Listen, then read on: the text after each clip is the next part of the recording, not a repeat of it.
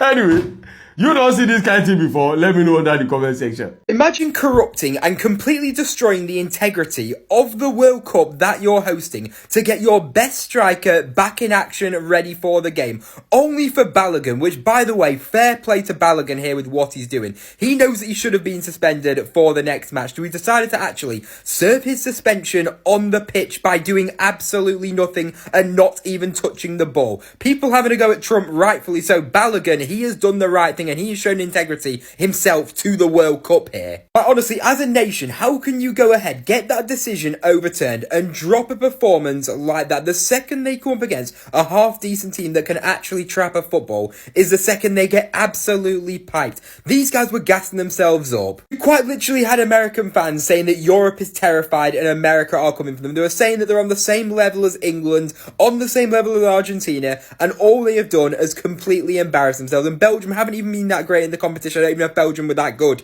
I just think it was the USA being absolutely tragic. No, I don't care where you watch football with, whether you want to call it a foul or roll. I don't care if the referee want to go to the VAR, jumping I'm CAR, it no matter.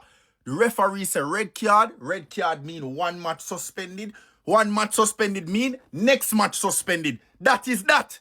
So you're telling me if Canada or Mexico get one of them big players red card, them can go link for them president or whoever in charge of the FA and link FIFA and say, yo, watch out, we need it for lift up. No! Problem with this, the problem is this. It's not about if it's a foul or not. They're going to take this and suspend the red card for a year. A year. You're going to look at the decision a year from now, just so him can play tomorrow. Then FIFA actually said, yes, we're going to give the suspension a year. We're going to revisit all of this in a year. We're going to clear him tomorrow. Thank you, FIFA, for revisiting a great injustice. Injustice? I don't care what side of the table you want to look at it. This is mockery. This is disgusting. This not make no type of sense. Because you're telling me no.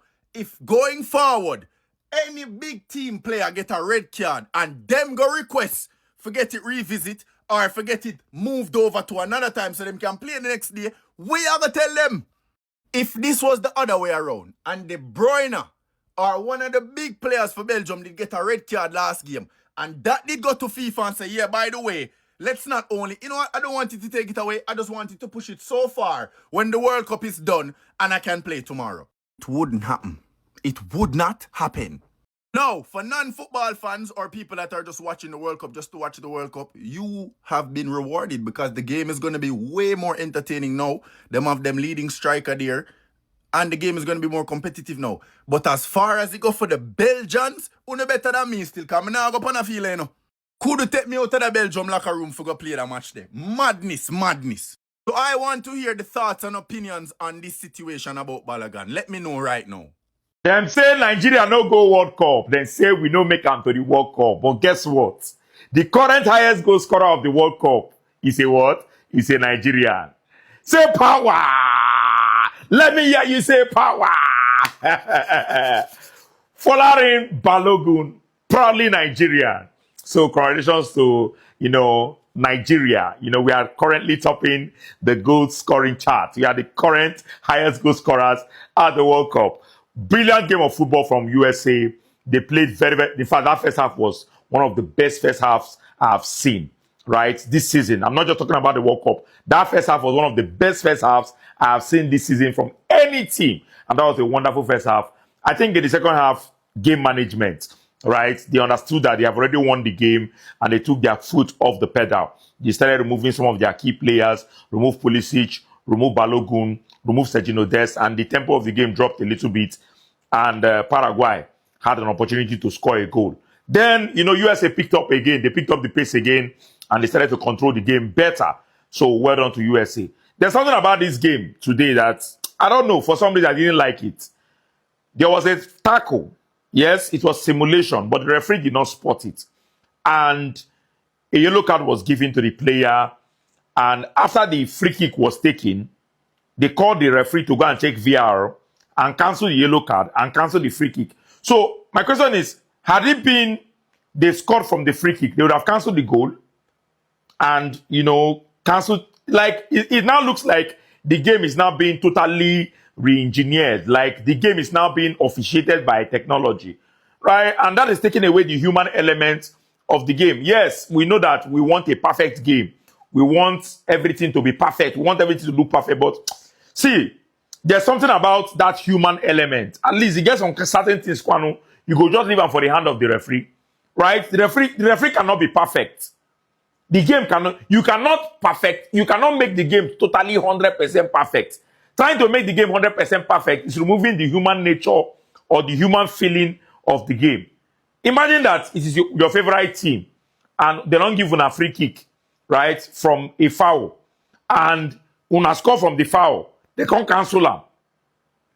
Can't cancel the yellow card when they give the team. Can't carry the yellow card, give your player. You go to feel bad, right? In as much as it's a change, but I don't know, for some reason, man, I think some things should have been left for the referee to, do on his own.